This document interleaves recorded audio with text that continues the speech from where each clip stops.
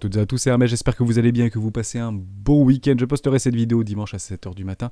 J'aimerais qu'on revienne ensemble sur le cycle haussier du Bitcoin entre 2014 et 2018 et revenir aussi sur les propos de Jamie Dimon, le célèbre PDG de JP Morgan, par rapport à ses idées extrêmement tranchées sur le sujet des crypto-actifs et notamment de Bitcoin pendant ces années-là qui a fait énormément de bruit au sein de la cryptosphère. Ceux qui étaient déjà s'en souviennent très probablement, ceux qui viennent le découvrir, c'est extrêmement fort d'enseignement. On en parle maintenant.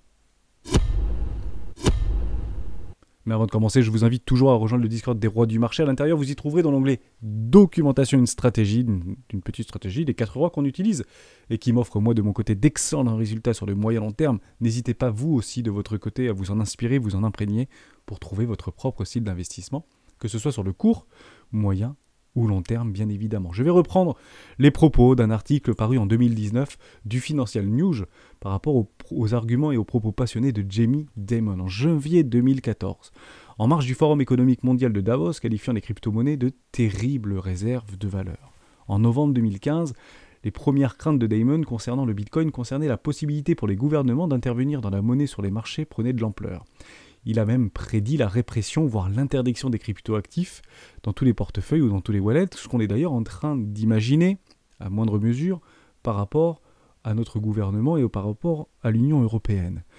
En somme, il disait à l'époque, c'était en 2015, aucun gouvernement ne soutiendra jamais une monnaie virtuelle qui détourne les frontières et n'a même pas de contrôle.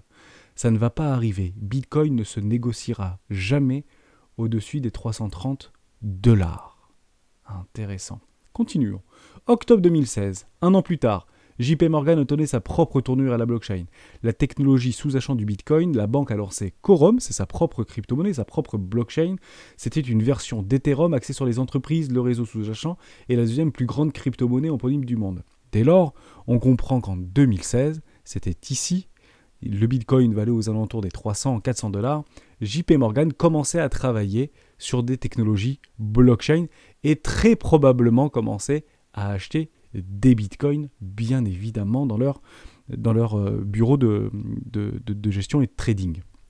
En septembre 2017, Dimon est allé encore plus loin dans son attaque et il a même dit que ses salariés qui détenaient des crypto-monnaies seraient licenciés. Ni plus ni moins. Pourquoi ? Parce qu'il était probablement resté dans son idée de départ, que c'était une bulle, que c'était une arnaque, mais tout en parallèle, travaillait sur des technologies blockchain, bien évidemment. Vous ne pouvez pas avoir, disait-il, une entreprise où les gens peuvent inventer une monnaie à partir de rien et penser que les gens qui l'achètent sont vraiment intelligents. Ça finira très mal par exploser. Bitcoin est une fraude, ni plus ni moins. Octobre 2017. Moins d'un mois plus tard, Dimon a fait vœu de silence. Il dit « Je ne parlerai plus de Bitcoin ».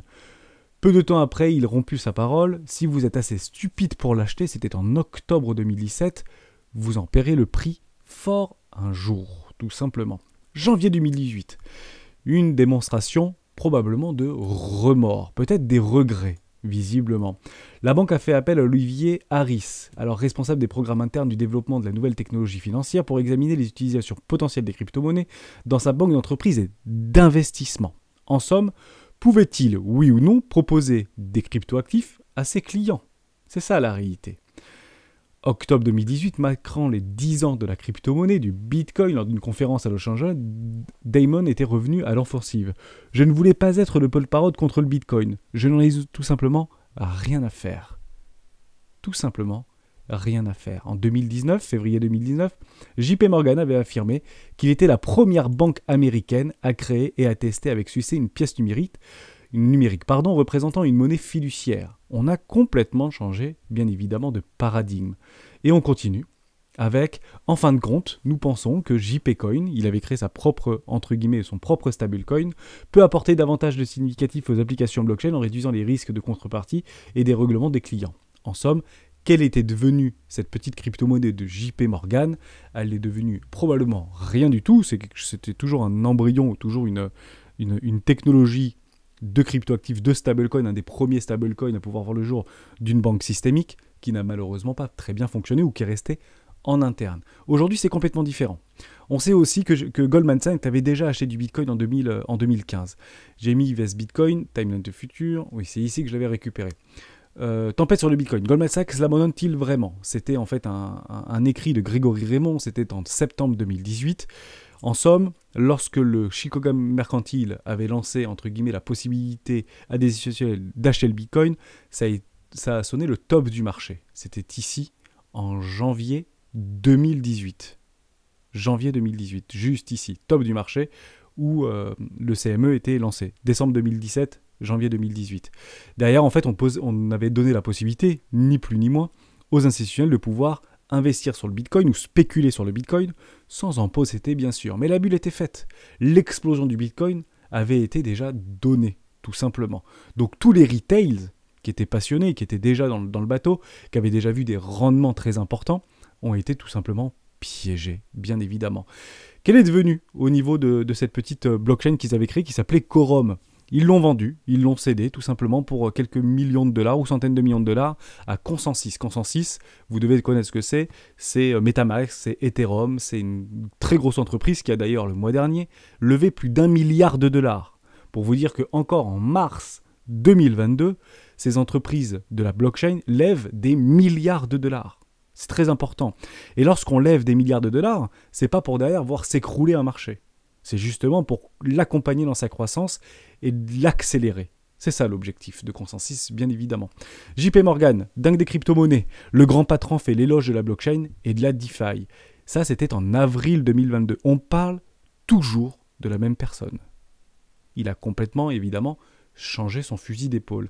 Il target aujourd'hui, à peu près, JP Morgan target sur cette fin de cycle un Bitcoin à 150 000 $.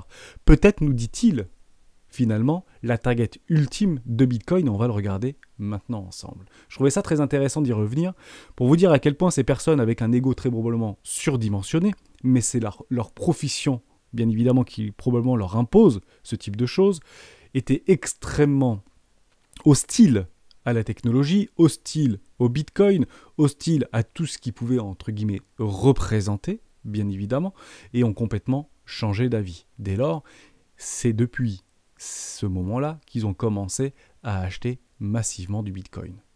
Évidemment, beaucoup de Bitcoin. Dans quel but? Ni plus ni moins de pouvoir en proposer à leurs clients. Je rappelle également qu'en 2015, BlackRock avait été au capital, même minoritaire, d'une start-up qui avait déjà travaillé sur la possibilité de vendre des crypto-monnaies. Un peu comme Binance, si vous voulez, un petit peu comme Coinbase, un petit peu comme tout ça. Donc indirectement, BlackRock, la très grosse entreprise systémique, la très grosse banque systémique américaine, avait déjà en 2015 des bitcoins, bien évidemment. On continue.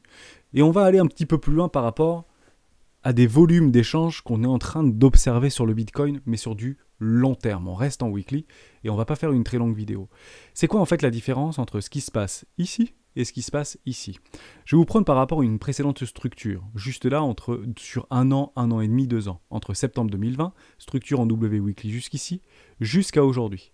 On a en réalité un amas de volume qui a été complètement exécuté. Et on est actuellement dans un bas de range ici, où des volumes ont été exécutés de façon extrêmement massive.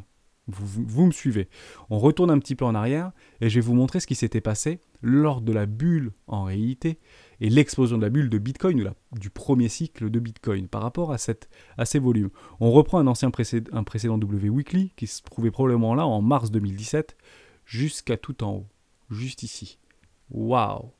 Il n'y avait plus de volume en réalité. Il n'y en avait plus.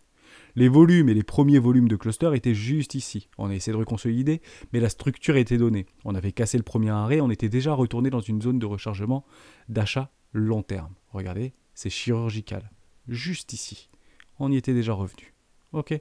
Donc ici, on a racheté massivement du Bitcoin dans une zone de rechargement d'achat long terme.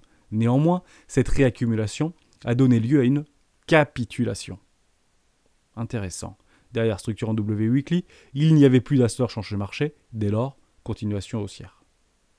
On parle souvent de mars 2020 comme le crack Covid qui n'aurait jamais dû avoir lieu. C'est possible, il n'aurait peut-être jamais dû avoir lieu et continuer en fait son bout de chemin. Néanmoins, ça avait fortement marqué les esprits.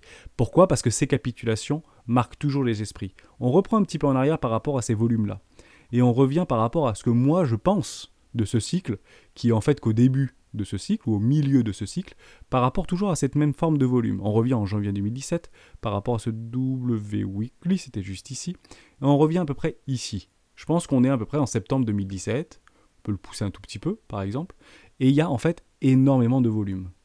Ici, on le voit bien, beaucoup de volume ici, et on était en train de travailler des anciens lots par rapport à des volumes qui avaient été exécutés. De la réaccumulation ici en réalité. Ceci était de la réaccumulation, comme ici était de la réaccumulation, avant un excès final. Ok ? Et c'est exactement ce que je suis en train d'observer ici. C'est quelque chose de très personnel, mais je voulais absolument vous en parler, puisque au moment où on arrivera sur des targets de prix où Société Générale recommande à ses clients d'acheter du Bitcoin, ou des grandes banques ou des grandes institutions, ou des entreprises privées bien sûr, commencent à pousser de plus en plus cette acceptation et cette prise de Bitcoin. À ce moment-là, on pourrait éventuellement atteindre, et je dis bien probablement atteindre, un pic et un sommet de marché. Je reprends mes bottoms de marché, je reviens ici par rapport à mes précédents highs, une structure en W weekly juste ici, et on va targeter les 1,618, 2 qui se trouvent exactement entre les 130 000 $ et les 153 000 $.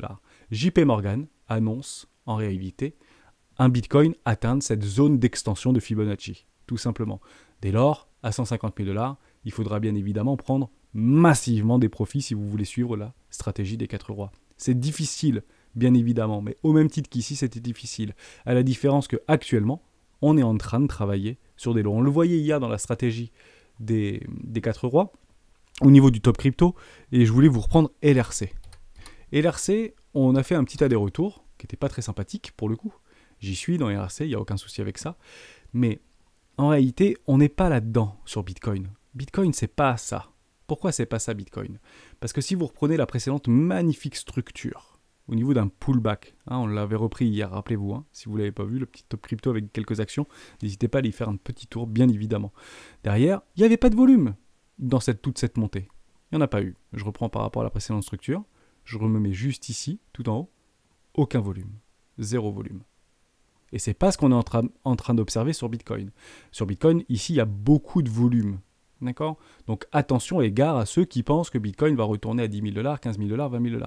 C'est pas impossible, mais il y a beaucoup d'acheteurs.